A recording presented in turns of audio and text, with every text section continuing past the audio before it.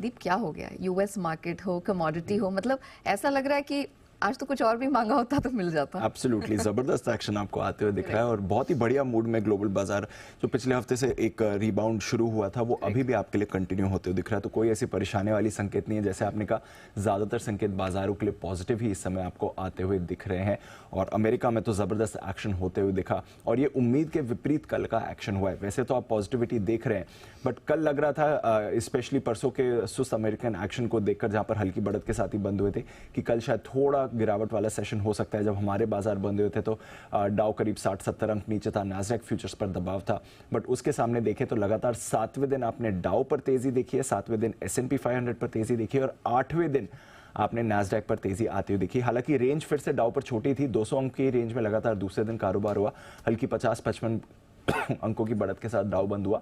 But nonetheless जुलाई के बाद सबसे बड़ी गेनिंग स्ट्रीक है डाउ की, जहां 7 दिन लगातार आपने गेन देखी है।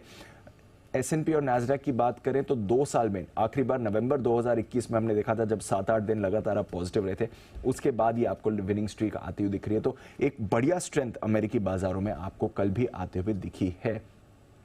आईटी स्टॉक्स का कल ज्यादा योगदान था बाजार के एक्शन में। लार्ज कैप आईटी स्पेशली आपको आगे आते हुए दिख रहे थे। एप्पल 1.5% उछला था, अमेजॉन में 2% की तेजी थी, मेटा में आपने एक्शन देखा था, तो इसकी तरफ से बाजार को जरूर सहारा मिला। आईटी को सहारा मिला है कल गिरती हुई बॉन्ड यील्ड से। 10 साल की बॉन्ड यील्ड जो परसों हल्की बढ़त के साथ ऊपर आई थी, कल आपको वापस 4.6 के नीचे गई है, 4.56% के आसपास आपको 10 साल की बॉन्ड यील्ड आती हुई दिख रही है। तो वहां से बाजार को सहारा मिला और ये इसके बावजूद कि फेड के कई सारे सदस्य अभी भी कह रहे हैं कि रेट हाइक साइकिल खत्म नहीं हुआ है। बाजार मान रहा है कि जो रेट हाइक्स थी अब वो खत्म हो गई, अब यहां से लंबे समय तक पॉज बना रहेगा, उसके बाद रेट कट्स आएंगे। बाजार के अनुमान के मुताबिक अब आगे रेट हाइक्स नहीं होनी चाहिए।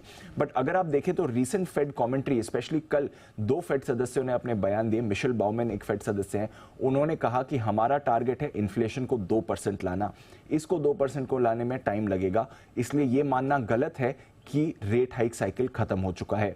3 और फेड सदस्यों ने बयान दिए और उन्होंने भी लगभग यही कहा कि यह मानना गलत है कि इस समय रेट हाइक साइकिल खत्म हो गया है। बट इसके बावजूद बाजार मान रहा है, बॉन्ड मार्केट आपको दर्शा रहा है कि शायद अब रेट हाइक की अनुमान कम है।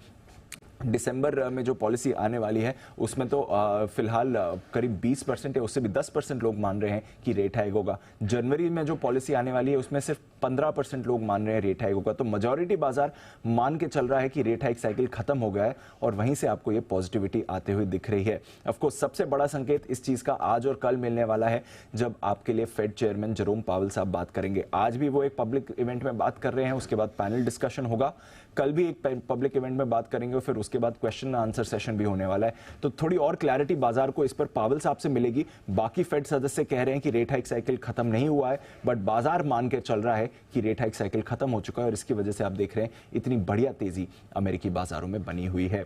यूरोप की बात करें तो यहाँ पर थोड़ा मिला जुला कारोबार था, बट बड़ा एक्शन आपको कच्चे तेल में आते हुए दिखा है। 3.5 महीने के निचले स्तर पर आपको कच्चा तेल कल फिसलते हुए दिखा है। 4.5% की भारी गिरावट आई है, 1 महीने की सबसे बड़ी इंट्राडे गिरावट आपने कल आती हुई देखी है। चीन का सुस्त ट्रेड डेटा आया, EIA ने अमेरिका में पेट्रोलियम खपत का अनुमान घटाया है। इन कॉम्बिनेशन के फैक्टर से हमने देखा है $81 पर ब्रेंट आ गया है और $78 पर आपके लिए WTI आ गया। तो बड़ी बड़ी राहत कच्चे तेल के फ्रंट पर हमें मिल रही है। ये कुछ समय पहले $97-98 के लेवल पर था, तो वहां से $15-16 की बढ़िया गिरावट आपको आती हुई दिख रही है। बाकी कमोडिटीज पर भी प्रेशर है। सोना 2 हफ्ते, चांदी 1 हफ्ते के निचले स्तर पर है। कल बेस मेटल्स भी आपको फिसलते हुए दिखे, एग्री कमोडिटीज में भी दबाव आया। तो ऑल इन ऑल यहाँ बहुत ही बढ़िया ग्लोबल संकेत आ रहे हैं। वो भी उस समय जब एक्सपेक्ट किया था कि इतनी बड़ी तेजी के बाद थोड़ा सुस्त हो सकते हैं, कल बाजार ने और सरप्राइज किया और मान के चल रहे हैं बाजार की रेट हाइक्स नहीं होंगे।